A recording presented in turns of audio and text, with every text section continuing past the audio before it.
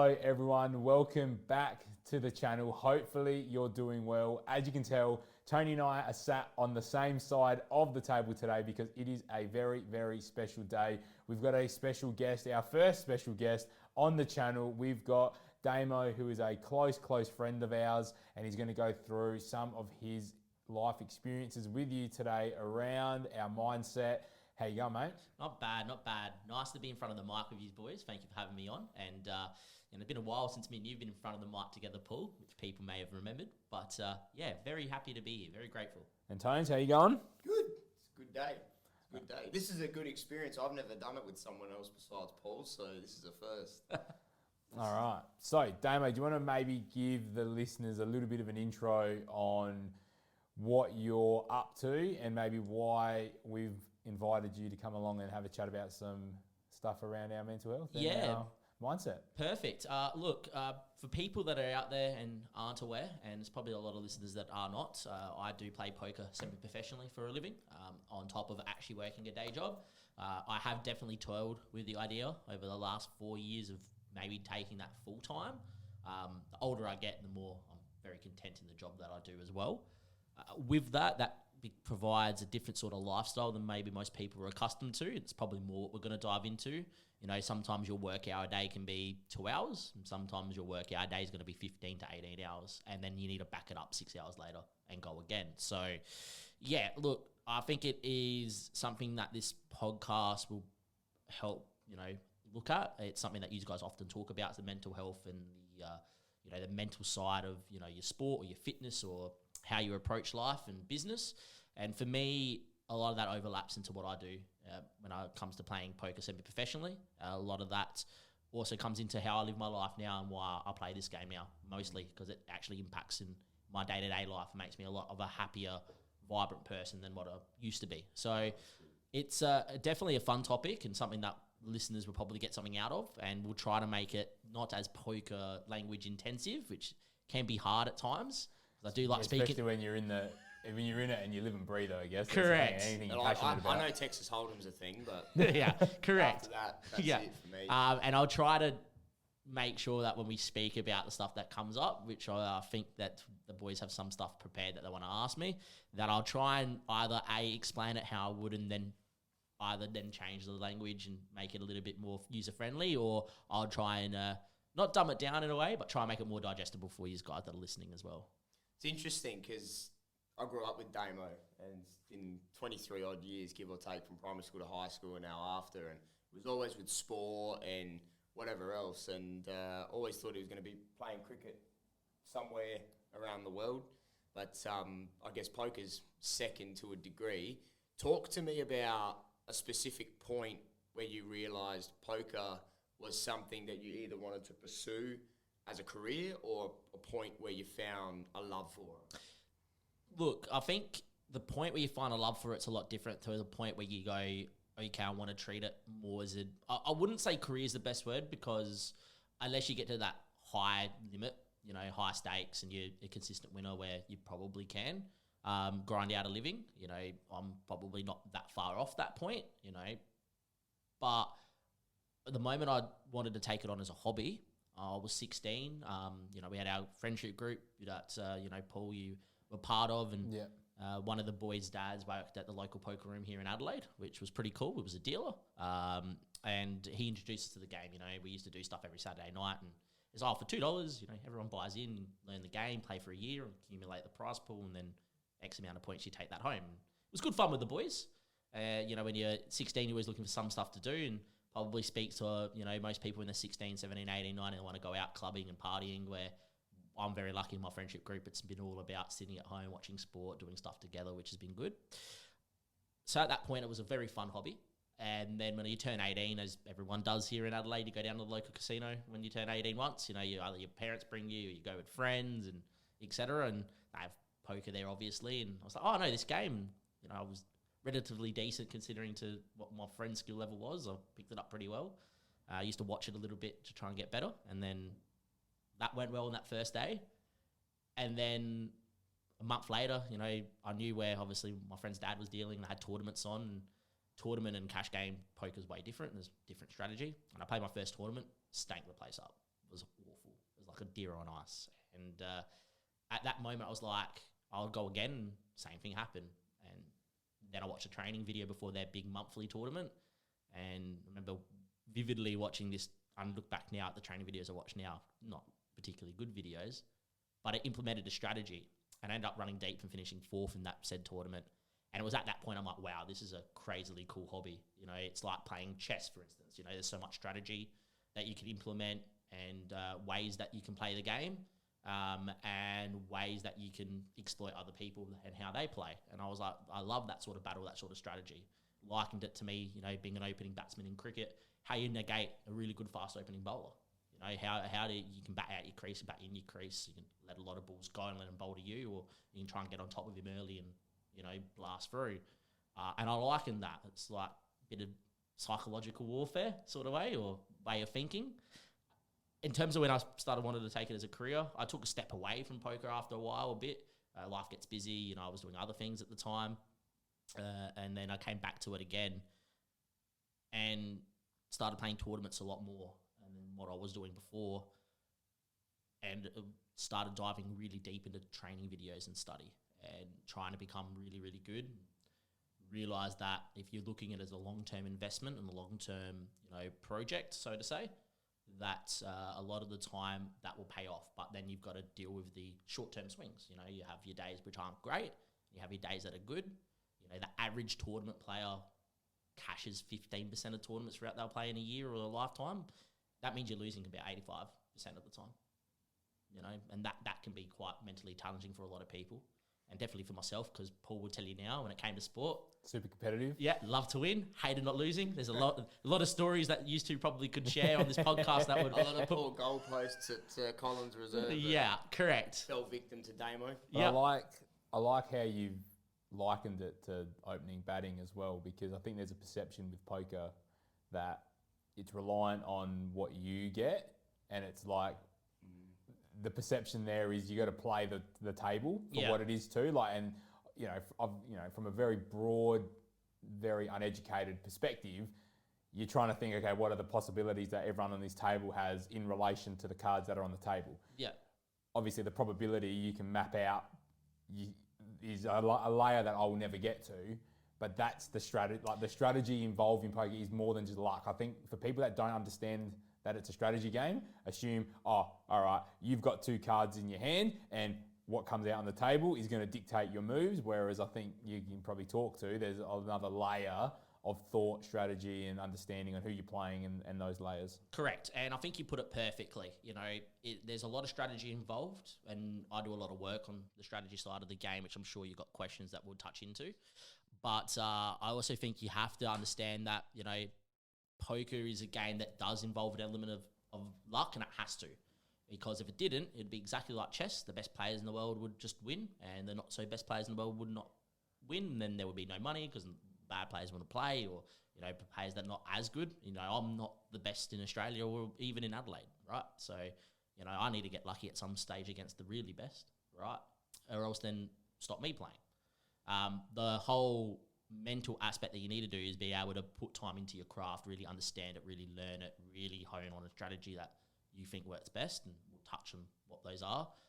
And then understanding what's going on in game awareness and understanding what happens, because people will look at it as 2 cards and, you know, yes, you're going to get unlucky. You can make all the right strategy plays and you get unlucky. You know, for instance, you know, you can flop a straight with a flush draw on a board on there, and you get it in versus a guy that has a flush draw and they hit their flush on the river. So be it. You know, if strategy dictates that that's how you have to play the hand and they get lucky, then you move along. But the strategy side of it's actually understanding to what you said about on the table and what's going on is we will actually do work on understanding on each position has a name. You know, when someone opens or raises, first we'll understand a lot of the work we do is called ranges.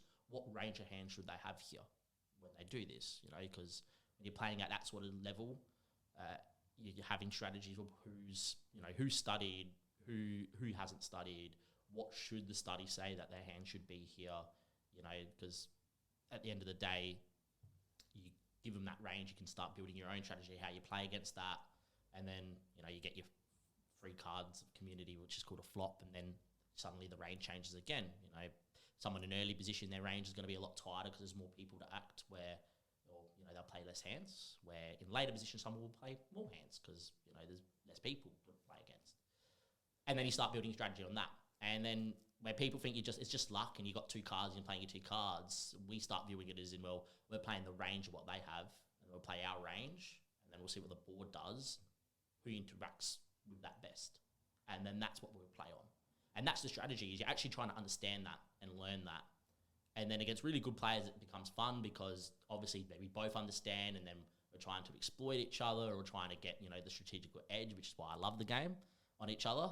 And then playing against people that don't understand what's going on as much, you know, people that, you know, you might be in your 60s, 70s, enjoy a social occasion, or might be someone that's new to the game that's never played, but they might have a, you know, fair chunk of money, so they're in this tournament that you're in. And then understanding, well, what do they think about the game and trying to get in their mindset and their strategy, which might not be any strategy, and then trying to exploit that the best you can as well. So it's like understanding, I liken it to tennis, understanding that Nadal had a great forehand, right? But for Federer to win on grass, he had to step into the course and power everything into his backhand. So the strategy and the exploit against Nadal is, no matter what happens at all costs, try and hit as many balls deep into his backhand. For me, it would be, okay, what's my strategy and my exploit here? So I'd learn strategy to make myself as good as, say, the computer wants me to be. And if the game is just played on strategy or a computer, it will be solved like chess can be. But then it's about exploiting the person on the other end of the table where their leaks might be. And it's cool, you know. And that's a really dumbed down view of it. And I'm glad you brought it up in that way, Paul. And then you can see straight away where the cogs start turning and how the mentally you start thinking about stuff. And then next minute you're playing a session for 16 hours and you're mentally drained. But yeah. How do you prepare for that? Like say you're going into a tournament and you don't know it's going to go 16 hours or whatever it may do. Or who you're going against as well. Yeah, or who like, you're going. So how many do variables. you prepare mentally to be like, cool, I'm going to go sit at this table and do what I do? Yeah, so look, there's a few aspects. I think firstly, you do not know who you're going to play against in a tournament. In cash games, which is different, you just play for just dollar money amounts. You probably will see the table that you're going to sit at most times before you sit at it. So you can kind of understand if you know people or not. Tournaments, bit different. You will not know. I would just randomly give you a chair and that's where you sit. And then, you know, as the tournament gets to its later stage and people bust and, you know, lose and no longer can re-enter the tournament, then tables become less and less and less until there's one table. So you're always going to constantly play against different players and you don't know who that's going to be. Now, when you're playing locally in Adelaide, for instance, that might be 40, 50, 60 of the same people that you generally understand. But for when I go to Barcelona, for instance, next month, I'm going to know no one and no one's going to know me. So a lot of what I prepare for and a lot of what other people prepare for is we prepare to play our best strategic game. And that starts firstly with study. And we're always looking to study and improve. Same way as someone going to uni before an exam, you're always looking to put the hours in the books. We will study certain spots that will come up more in tournaments. Second thing that I do mentally is you do not know what sort of day you're going to have. You know, you might be in the tournament for 2 hours, bust twice, 3 times and go, okay, that's the buy-ins I wanted for this tournament and move on and that's your day. Where, for instance, you might be in a big tournament filled with over 1,000 players, you know, et cetera. And next minute you're putting in 14, 15 hours, day breaks for day 1, you'll come back for day 2 in 6 to 8 hours time. So you actually set up a pre-game routine. Same as someone might go to the gym and take pre-game workout. I don't do that per se, but they will have that ingrained. Or someone before playing elite sport will probably go through a routine that they always do. You know, wake up at a certain time, eat a certain food, you know, get prepared. For me, straight away, I've started implementing this a lot more as a cold shower first thing. Get some exercise in and then a cold shower. Now, that exercise doesn't have to be anything extraordinary. I like an exercise bike. I'll put probably a training video on as I do that. And the cold shower then gets your dopamine running for the day. It gives you a much higher baseline so you can, you know, stay as fresh as you can. And then for me, it's about making sure I just tick the boxes that I've been active, that I've done some study, so I'm mentally ready to go. And then I know that once I'm there, I'm just, you know, you've got to get a little bit stubborn with yourself. You know, you've got to be here in this chair for 16 hours. Yes, you get a break every hour and a half to walk around for 5 minutes. It's beautiful. But then you do. You know, you're locking in at that point, though. Correct. You put the music on. I've toyed with listening to music without music. I think both are fine. I actually listen to different types of music depending on how I'm feeling for arousal level. So I actually, which you guys might find funny, I have a lot of like piano orchestra sort of music because it's very mellow, and you guys know I'm very For it to be background. yeah, I'm very passionate when it comes to Anything. yeah, correct.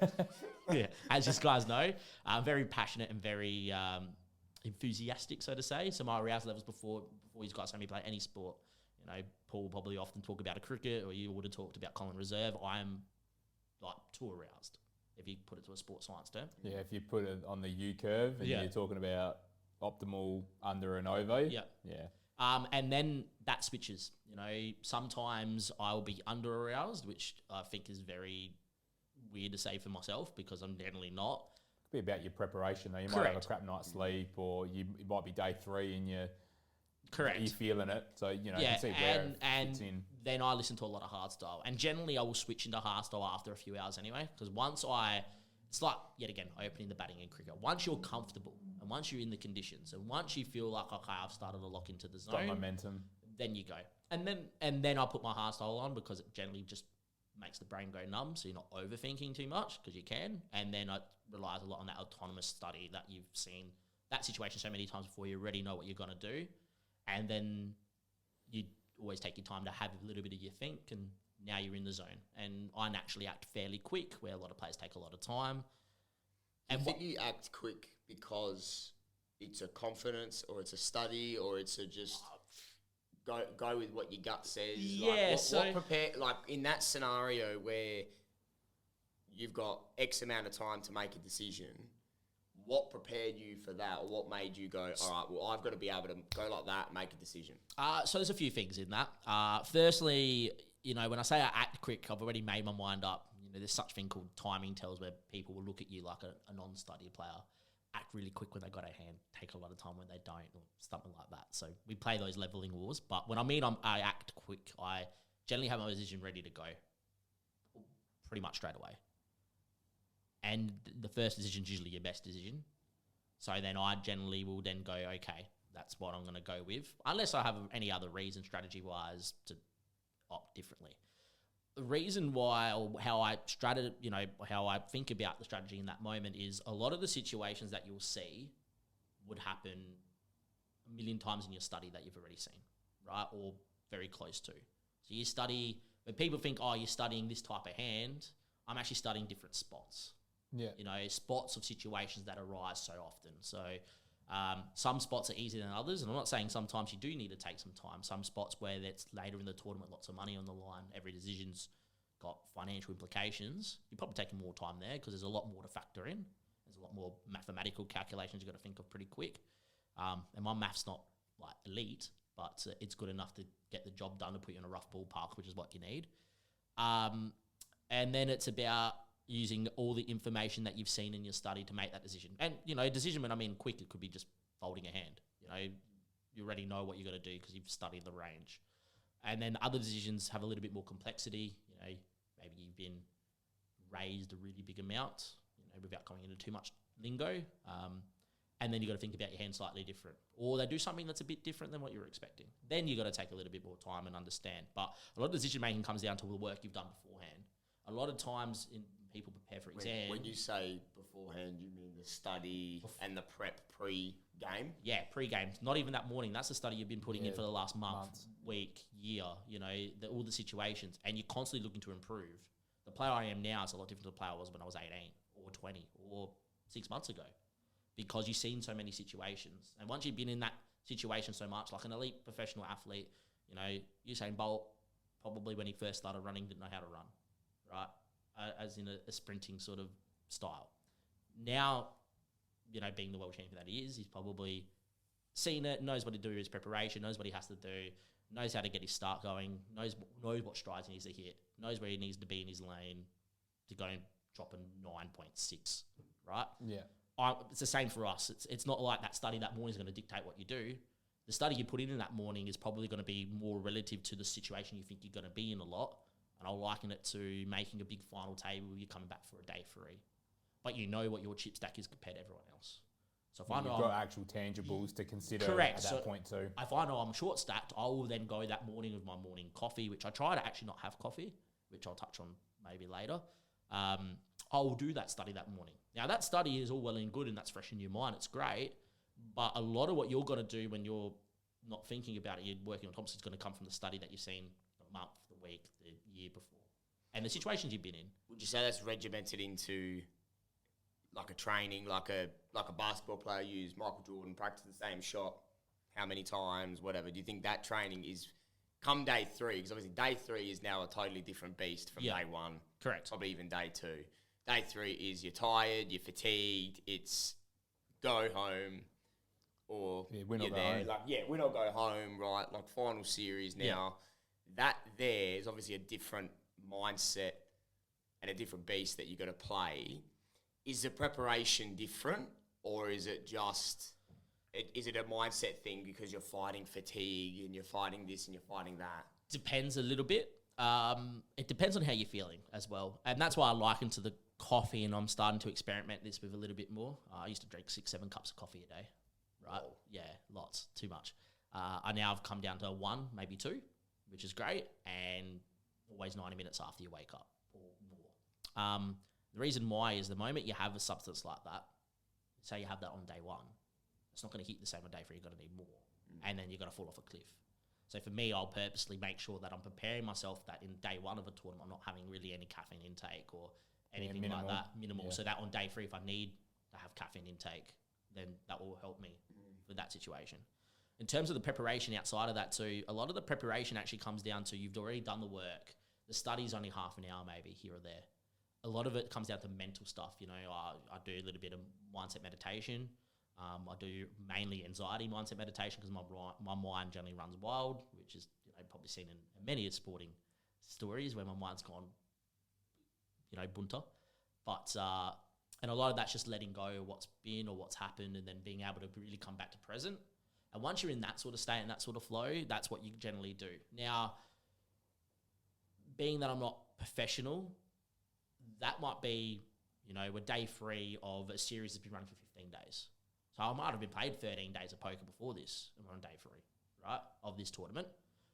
You might also be the recent day 3 that I made. I went to work that day, and I know I'm paying for $50,000, $60,000 was first prize that night, right? But I went to work because I didn't want the day off, and B, I enjoy my work too. And that was to get my mind off that as well, because it's important to switch off too.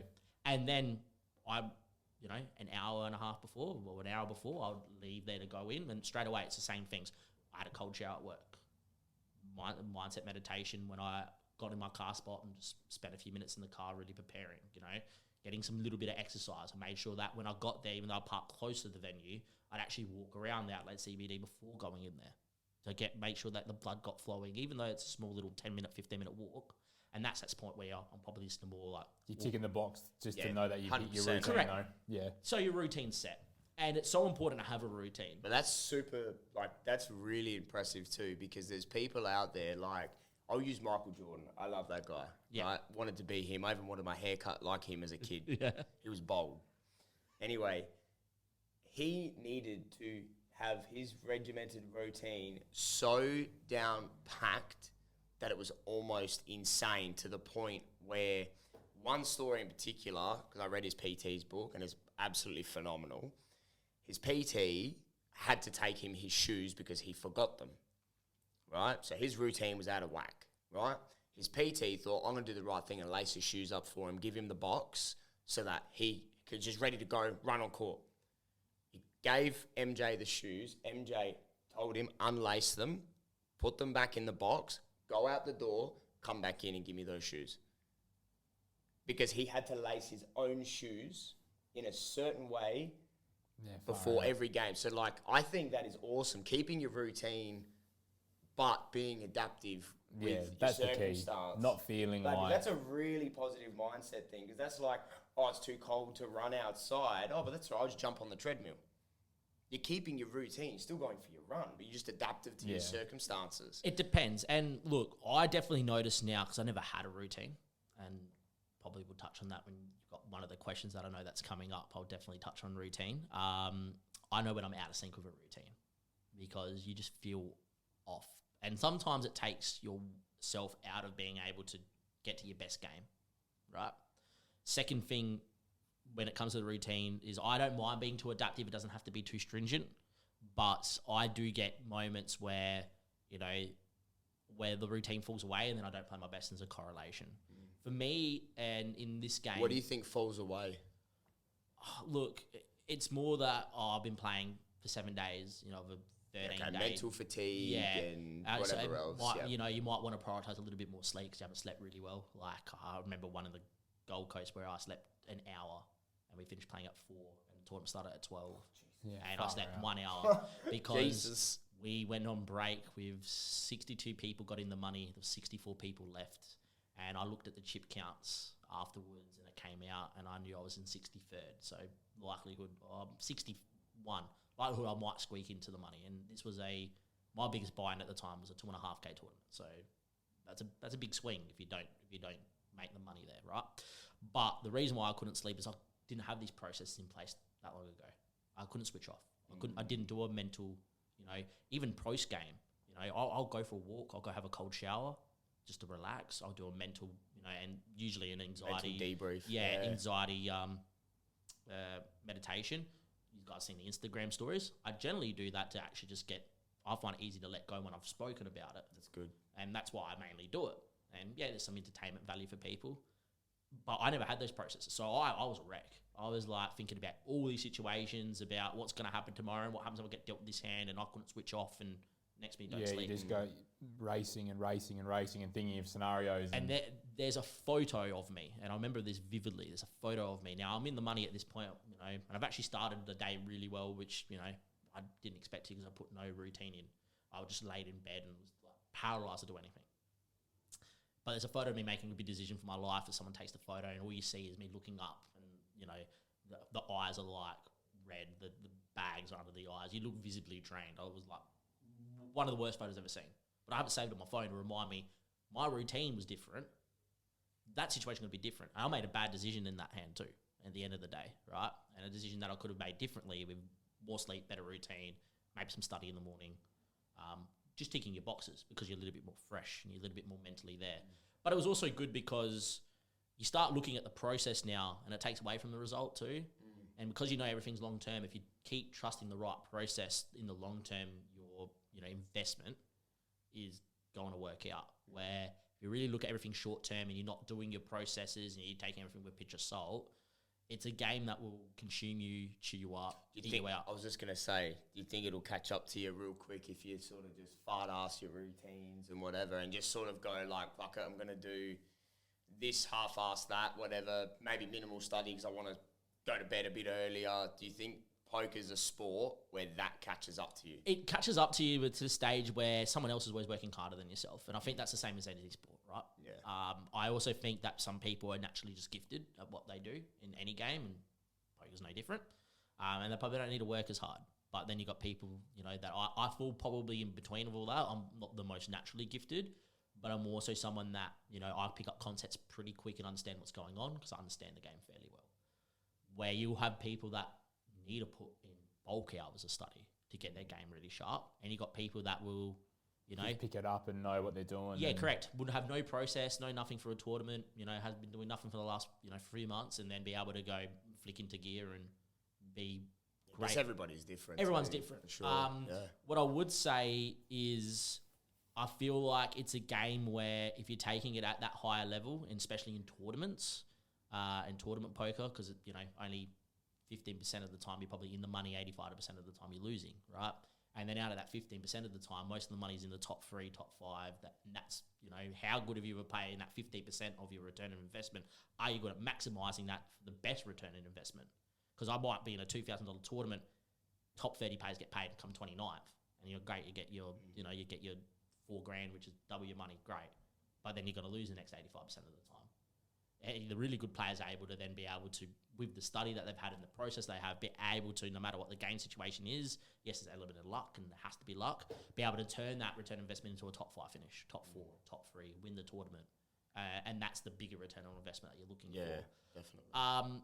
In terms of, do I think you won't be as successful? No, because there's always an element of luck and, people will be more lucky than others in a short term.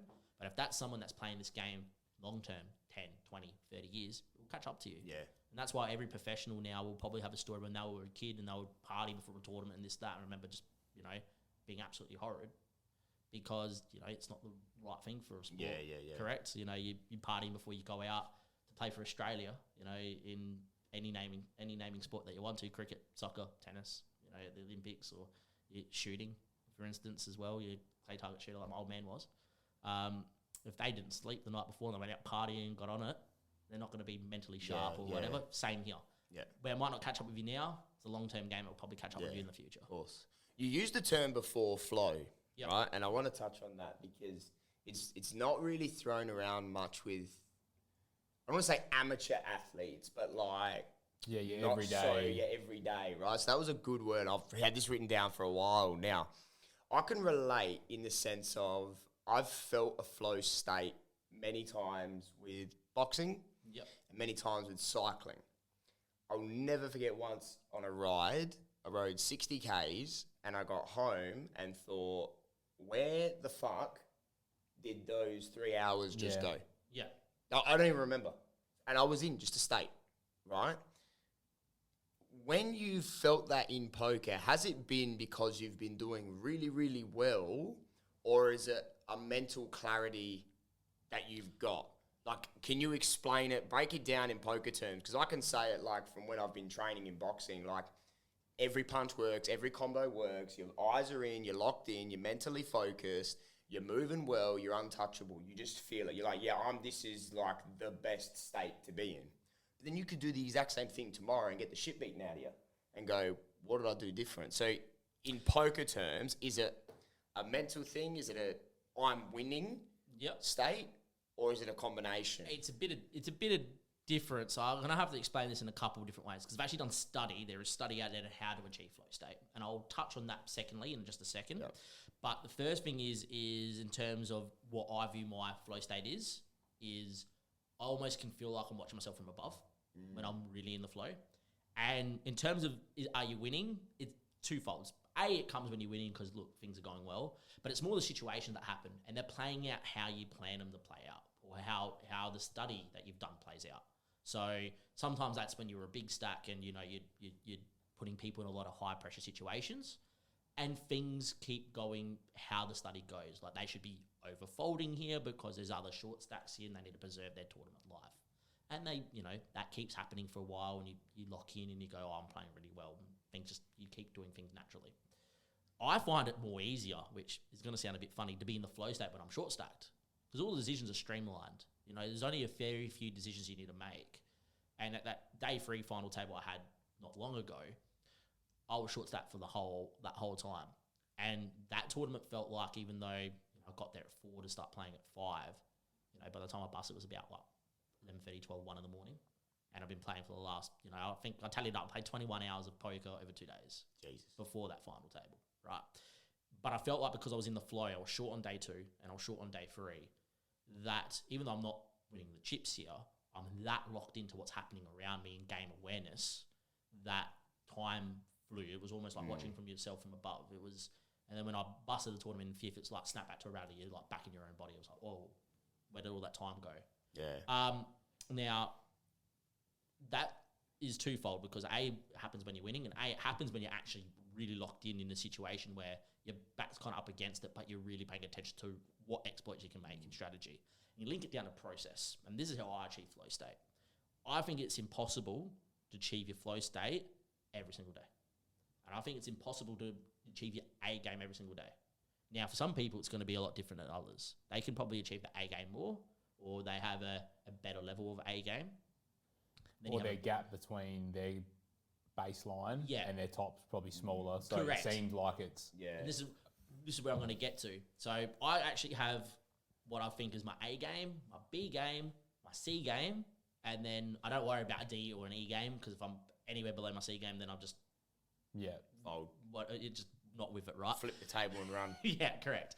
And you got to understand on your days what you can achieve to. So what I used to do was, always set the goal of how do I achieve the process, which is your pre-game process, to get to my A game, right? What does my A game look like? And I would actually visualize what does it mean for me to play my A game. And that's that flow state that you want to get to. because that's how you achieve flow. When you achieve flow, you're playing your A game. You're locked in. Everything's going right. Decisions you're making are quick, clear, concise. Yeah, not the much plan's working. Yeah, correct, right? But it's not always possible. And some days you're going to know it's not possible. Like, I've played, let's say, for instance, day 3, you played 20 plus hours of this tournament for the last 3 days, right? You bust that tournament, but it's in a tournament series. So 4 hours time, you're going to jump in another tournament. Very hard for you to then have that adrenaline dump and go into that tournament. Yeah, wow. I just thought about that. That is a quick turnaround. Yeah, and it can be even quicker. I've jumped in them like half an hour later, right? Jesus. But you got to understand straight away when you got to sit down. My A game might not come straight away because, you have to, You're feeling digest. things out. Yeah, correct. You might be feeling really tired, fatigued, whatever it is. Same as if you're in this tournament, it's been for 3 days, you have your ebbs and flows. When you're playing well and when you're playing not. It's impossible to play A game for the full time. So what you do is you actually set goals is, I feel I'm not playing my A game. What does my C game look like? You're doing less in terms of the decision making that you're making in the A game. You're trying to do not stuff that's tricky maybe in the A game, but more high level stuff. And you go, well, I'm going to dumb it right down to the nuts and bolts of what my C game is, It's almost digging in and surviving for... No, there might be an element of that. Yeah. Be like going back to fundamentals. Correct. To reset yourself to find that state again or to get your groove. I'll relate it to cricket again because it's probably the closest where I I was can. going. Yeah, right. When you're not hitting it off the square as an opening batsman, you've nicked off on everything and things aren't going well. You know that when you're playing your A game, and you've seen it, Paul, because it's a lot different than when I was a kid. When I play my A game, I'm aggressive. From ball 1, I'm seeing it like a beach ball. I'm putting things through point, putting things over the top of square leg. Yeah. Right? But it's not always possible when you come out of form. So then you've got to dumb it down to your fundamentals. What does my C game of cricket look like? I'm leaving a lot of balls outside off. I'm being very defensive. I'm waiting for the right ball to be aggressive with. And even then, you know that you're not probably going to hit every ball that you should to the boundary, especially off my pads. But you're putting yourself in that situation, right? But you bring it back to the fundamentals of, okay, so these certain deliveries I'm being less aggressive with, and these certain deliveries I'm being more with. I'm being more aggressive with. And it's the fundamentals. Do you think that's... Say, for example, you've gone in and thought, I'm going to C game and whatever. Like, do you think that's just a way for you to build up to be like, I'm getting towards the A, almost Correct. like a warm up? Correct. It's more that Yeah. I know I've slipped and I'm not my A game flow state. But if I focus on playing my best C game, I'll get into the flow game of my C game. Then it's the and B then game. you'd be surprised how much you feed into your B game, and you be so quickly. You focus on playing your C game, but because you get into that flow state, of just trying to do the fundamentals or what your C game looks like, your A game comes really quick because you're just locked in. Yeah. Because you're so focused on the fundamentals. I don't mean to cut you off here, but like my coach is really fucking good at that. When getting us from rocking up to the gym, it's always a bit of banter. You going, everyone's putting the gloves on, everyone's having a laugh, whatever else, stretching a little bit. But it's the same thing. It'll be your stretching, whatever, your couple rounds of skipping, a little bit of bag work, light shadow sparring, maybe some light weights, When whatever. it's time to turn on. But it's progressive. Yeah. So it's very like... Can't go from just being to cool getting in the down ring. to being So it's ready. a little bit like, cool, we do some light partner work. Get some touch. Some one-on-one, get some touch. And he always uses, now your eyes are on, let's ramp it up. And it is because your body's warm, you're sweating, you're focused, you're good to go. Yeah. So it's not like starting yourself cold, going, all right, now it's straight in the ring to spar. It's work with your partner, get your groove, loosen up, whatever. And you're very loose because you're not going to kill each other. Then, towards the end of it, it's almost like you're watching a different class. Because everybody's not going 110% to kill each other, but everybody's putting some hard work in. And you go, shit, it didn't start like that. Yeah. So that's why I really like the method you've used it, and I've just thought about it. It's a very good way to get there. Correct, and that's why we use that. And I've done a lot of mental work with that too, in terms of understanding what C game looks like, B game looks like, A game looks like, visualizing, doing that. Now, look, there's certain situations where you need to be locked in from minute 1 and get into your flow state, and that comes down to your process, your cold shower, your study a little bit beforehand, because be surprised, you sit in front of a computer and actually look at what you're about to do and study it. When your brain starts, it's not really thinking about it analytically right, and then it will progressively get into that. Yeah. The next reason why I like the C, B, and A and like moving through flow state is you then work on going, okay, so if that's my A game, how do I make that better?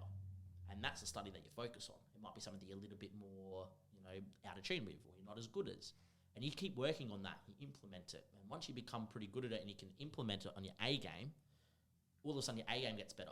But that means that your old A game's now your B game. And your old B game's now your C game. Yeah. And that's how you level up. And that's the process of the study, is you're always getting better in that regard, that your C game was your A game of a year ago or whatever it is. And then you keep leveling up because you never stop. You know, I guess in your sense, the tournaments get harder. And the games opponents evolve get too, harder, that's and the thing. game evolves. correct. and- Games change a lot. Like, Well, imagine you win the first 2 hands of your first game in the tournament. You go, wow, that's cool. And then Strategy the rest, goes out the window strategy now. goes out the window. different strategy now, you know, Right. and that might be dependent on when you're sitting in the tournament too, you know, and what stage you are. But yeah, correct. You know, you could be short stack. Next minute you win 2 all-ins right before the money bubble. Next minute you're the big stack. Your strategy changes, and you know, you then your A game's looking maybe slightly different. I try to put my strategy into what the A, B, and C game is. Look, it is, but it's not the thing that derives of it. I'm looking at the aspects of my play that meet what those requirements are, and then that's where I'm in my A game, B game, C game. But I think it's really, really important. And that's how I achieve flow state. I think flow state's important. Same for if you're going to work in the morning. You know, some people need a coffee before they get into work. I know that I have to get into work 20 minutes before computer goes on, check my emails, have the coffee. I actually go walk outside for 5 minutes. And then I'll come in, and then I know for the my next hour to an hour and a half, and that's why I get in at 8 where everyone else sits in 9 as a team leader. I'll make sure that I'll get all my work done between 8 and 9 as much as possible, or 8 and 10. And then I know that set me up for the rest of the day, that if I'm not in my A game for, say, work and flow, and it's my C game, I just pot along and get things done. I've already put in that work. When did you find, or what was the moment you realised that the routine and those little disciplines were very important? Was it a matter of, like, was it a light bulb moment, or was it a build up to be like, something's got to change here and I've got to use my time better? Or Something's got to change. So, Yeah, okay. like, I very much was in the other bracket. Just rock up, go play. And, you know, you're going to be pretty good at what you do, and you're going to crush, and, you know, et cetera. You're going to win this and win that. And it wasn't happening. And there was actually a period where results weren't greatish, but they were okay, you know. So, and I was like, how do I level up? What do the best in the world do, et cetera? And then you start learning people about their routines and what they do and how they prepare. You see how many people treat it as a sport. You're seeing at the World Series this year at the moment, people wearing nasal braces to open up their nose to get more oxygen in while they're sitting at a table. Have you seen the mouth tape stuff as well? No. So people using that same stuff. Well, just for that stimulation, so they can. No, while you're sleeping. Oh. So you sleep with your mouth shut. Oh, okay. And it to force you to have use your nose. use your nose, and it's the same thing with this stuff. I saw Scott Pendlebury doing Well, it. I know the nasal stuff. That makes Yeah, it's just so you scientific get sense. more oxygen in to make better decisions, et cetera. And if But you it's think, like heart rate. it's like our coach makes us wear a mouth guard from the moment we get in. yeah, Right? Have you ever trained with a mouth guard and without a mouth guard? Yeah. It's harder with a mouth guard.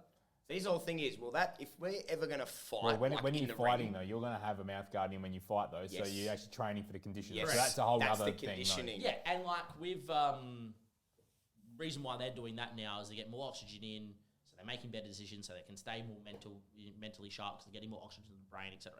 That's Heart so rate's lower. yeah, so minute. But Yeah, that's a like level small details. that's a level it's getting at the elite level at the Yeah, World wow. Series. But that's right? like training when you are mentally fatigued.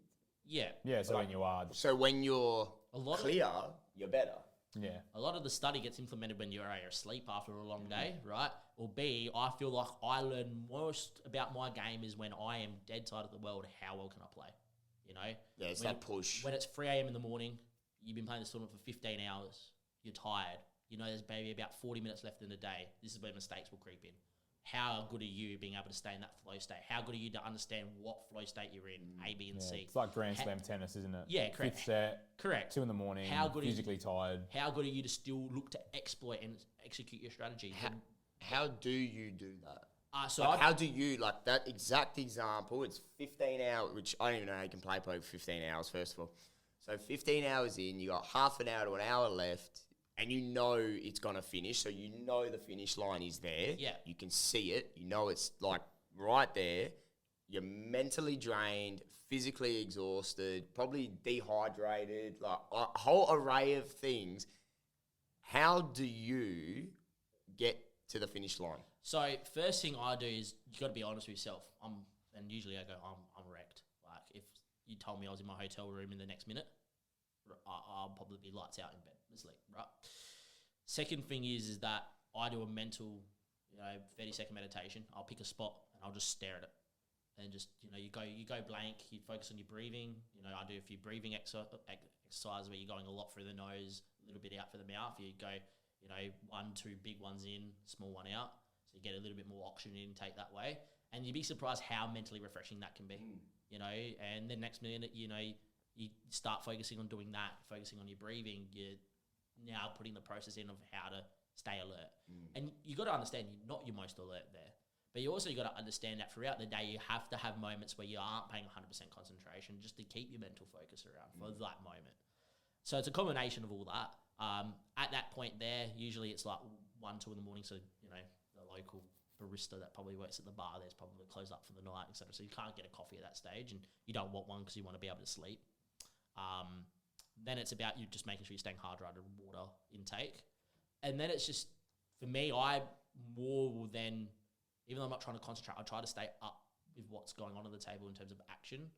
And it's just, not that you're paying more attention to the hand and the details that I look for. Like sometimes when I'm really locked in, I'm looking for how people react, or if they have a tell or they move or anything like that. Or if, how they certain bet their chips, or, if what strategy they're implementing, etc. I now will then go, okay, so what's going on in this hand? What would I do if I was in this hand? Oh, okay, that's what's going on. Okay, no problems. In between the meditation and the 30 seconds of looking at the right same spot and that, and yourself staying mentally alert to what's going on and mental game awareness, you'll get through the next 30 minutes, 40 minutes. There's also got to have that little element of the dog in you. It's 40 minutes. Just push through so it doesn't ruin toughen the up, push through. It's like the end of a rep.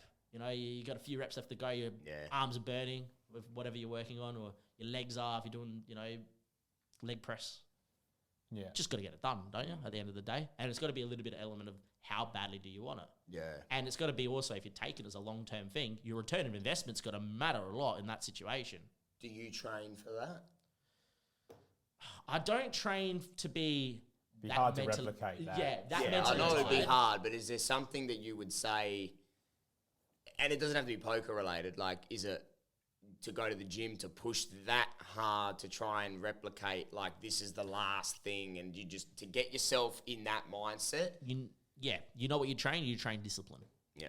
And for me, that's jumping in a cold shower every morning. Doesn't matter if it's winter, summer, autumn, spring, and it's winter now. You're getting in that cold shower. And you're going to be in there for 3 to 5 minutes, minimum. You're in there. Is it cold at 5 in the morning? Your water bill must be very high. Cold water's all right. It's not too bad. Yeah, it's not hitting the gas. It's not hitting the gas, which is good. Are you up at 5 o'clock walking outside when you're not in tournament spec, where you want to prioritise sleep at that time because you probably finished a couple of hours before? Put the discipline in. So now you have to have that discipline in you to go, okay, and now I need to mentally make sure I'm at my most alert when I'm on most tired. You got to be disciplined in doing that 30-second meditation. You got to be disciplined in that, making sure you're having your water intake and taking time. You got to sometimes have the discipline, even though I've not done this, but I know other players will. They will, even though it's not a break, will purposely just go and miss a hand and just go walk outside and refresh. Yeah. And that's okay because, it's what works for them. Well, you're correct. Different. And, the situation of the tournament might be that they can probably afford to do that, where you might be in a different situation where you have to stay locked in because you're a bit more short-stacked. But you got to have the discipline to understand that too. Or, conversely, that's tournament poker. If it's a cash game and you're playing and, the reason you're playing this game is because, Bob and Joe, to use just random example names, are really bad. You've been sitting with these guys for 16 hours. The discipline just walk, go, that's my session done, walk away, even though there's probably still big money to made at that table. That discipline's even bigger because you got to understand your return on investment might be, well, what does my game look like being this tired? And it might not be optimal. So it's actually better to go home, do a debrief and go to bed than it is to sit there and really try and put in a 24-hour session. So it's all relative, but I think it all comes down to that discipline. And that's something that I've lacked up until the last couple of years is that discipline. And I think the discipline comes from doing your process. Yep. So routine and structure. Yeah, on that, if you could go back 10 years, so the 18-year-old version of you playing poker though. Yep. 2 questions. So one part of this question already. Yep. And you've probably thought about it. The first part of the question is, what's changed? What's been the biggest change that's allowed you that growth? I think you probably, you don't have to go into too much detail because I reckon you've probably spoken about it already. So first of all, what's been that biggest change you've seen in your game? But second of all, what would you tell yourself in that moment if you had a chance? So in terms of what I've seen change over the last 10 years is two things. A, process pre-game, because it actually comes in and having a process post-game, which I'm a little bit more lax on, but I think it's super important and something I'm definitely going to implement in Barcelona is to do a post-game every day. I actually like note-taking or Instagram stories I do. And then it's the fearlessness, which I know that might sound crazy, but sometimes when there's a lot of return of investment or monetary value on the line, some decisions are going to be really hard to make. Calling off in a big spot, understanding against a studied player where you might need to put in a 4-bet bluff here to keep your range wider for potentially 3 years down the track when you're in the same spot against the same person. You want to get paid when you have the nuts, for instance, or goods, as we would say. So the fearlessness, and there's been spots and there's been times where that fearlessness and luck's not on your side, and there's been spots where 18-year-old me would not have been fearless. I'll take the example recently at the match room I finished 5th. We had a hand where one of the best tournament players in Australia called Joe Sandev limped small blind and I had 10s in the big blind. I 3.5x raised him and then he goes and puts me all in for my tournament life. Now, there's a lot of people in that world or a lot of people that would have been feared in that spot because this pot he's going to be for the chip lead and he ends up winning the tournament from here. And I know that I'm studying enough that I probably would have come top 3 minimum, right, for my largest cash. The fearlessness there is the study will say against this guy who's studied and understands the ranges, he's going to have a lot of bluffs here, is to put him is to call off for your tournament life and put the money in and run the cards. A lot of people that are feared would, an old school 18-year-old me would have, it's a big spot, just check. Yeah. Just take your 3 cards and off we go. You put me all in, even though I know I should call here with 10s, I'm going to fold to live another day. The fearlessness is to call off there. And I did, and I had 96% on the flop, and 96 doesn't equal 100, and we got beat. But I'm more happy with that now because I can trust the process. Where 18-year-old me would have A, not taken the spot, B, if he did find the cojones to take the spot, I would have tore down my house, I would have torn this down, I would have kicked everything, I would have broke plates. So, if it happened online, and it has happened online, I've broken a laptop before, But that's the difference. Because you haven't got the understanding. Yeah. Correct. Know what the So process 18-year-old me didn't understand process, didn't understand the game awareness enough. And the second one would probably be understanding how long-term it is, I always try to check my results when I was younger, and then I get disheartened when I lose a few tournaments, and then I'll just stop playing. Now, for the last 4 years, I've put in 200, 300 tournaments plus X amount of hours of cash. And you just watch your graph. It just goes, like an investment of a portfolio. Never going to just trend up.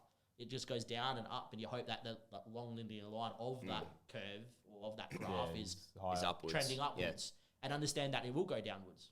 Well, I've had a good year this year. But I know July and August I'm going to be quite busy with a lot of games. I've got a tournament in Barcelona. I come back that night, and then that morning at 7 a.m. I fly to Brisbane for another tournament series. So that's going to be fun. And that's going to be a great episode. That one. That's going to be a great episode. Off the back of 2 tournaments. Yeah. Might as well just come straight and one in. in Brisbane. And close then, enough to the airport. And then not even 4 weeks later, I then have APL Millions, which is generally your usual biggest buy-ins of the year. I could be in for quite an infinite amount of money if things don't go well there. But understanding that with that graph could potentially go like this by the end of that series, or I could win a tournament that's going to go skyrocket. But it's all about that long-term investment because I've had series where you don't do well and then next minute you come third in a tournament and it goes back, and that's that 15% that you cash the tournament, 85% where you don't, and then turning that 15% into as good of a return of investment that you can, and that's the study and that's the process. Yeah. Cool. Man, that's been awesome.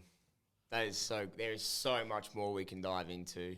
I'm sure we will. And we will for sure. I'm definitely keen to hear, how Barcelona and Brizzy and wherever else goes, how that all goes for you. Because hopefully for the people listening that are at this point, the reason we brought Damo on first is because the perspective that you get from poker, although we're not promoting, gambling, obviously there's a whole layer to that, and there'll be some disclaimers popping up throughout the episode. But it's about all the things that Tony and I have already spoken about through the first few episodes. You can put these principles and these tactics and these ideas into whatever context is your niche. And for Damo, that's been poker. Obviously, I think we could talk all about the sport pre-18 at some point later in life, and maybe reflect on if you had some of those processes, maybe what doors stay open potentially in a sporting, traditional sporting context.